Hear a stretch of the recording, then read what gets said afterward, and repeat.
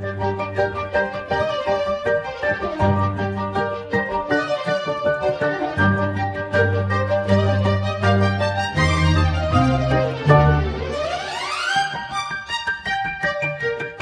sinamba ng Israel ang araw at berdad ay binalibas, ang Sabat ay kinalimutan at tipan ay tinalikdan. Nilisan ng glorya ang templo at tumigil sa burol, at nang wasak ang Babilonia ayon sa langit.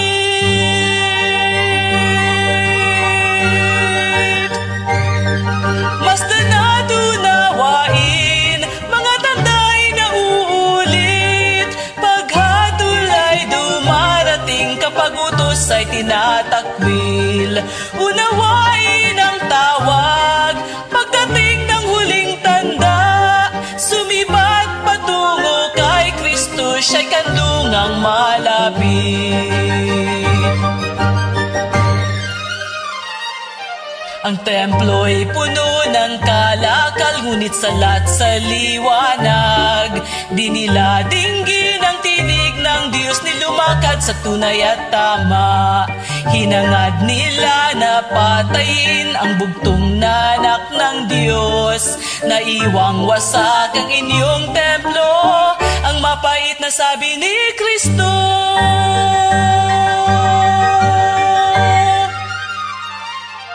Nang dumating ang Romanong hukbo at kinubkob ang syudad, nakita ng tapat ang tanda at agad silang tumakas.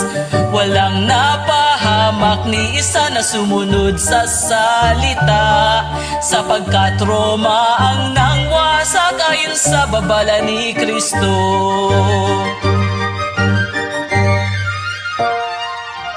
May kapangyarihang na ganyong banal at inangkin nito, ang tanging kay Kristo lamang, tagapamagitan punong pari. Kautos ay tinakluban ng kredo at tradisyon, kawasakan ay bumagsak, ngunit di pa ito tapos.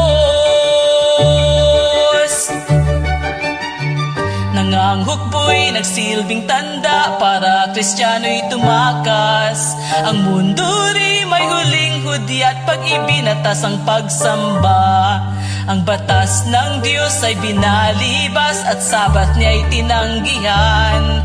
Paglinggo'y ipinilit ng batas, mahayag ang malit tama.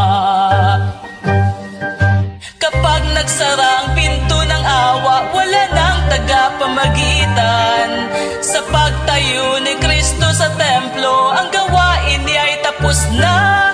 Hindi na maaring magsisi ang mga tumanggi, at mga salot ay babagsak sa mundong ginusto ito, na puno ng husga ang templo, wala nang namamagitan, at mga salot na walang awa ay ibubuhos sa mga tumakwil.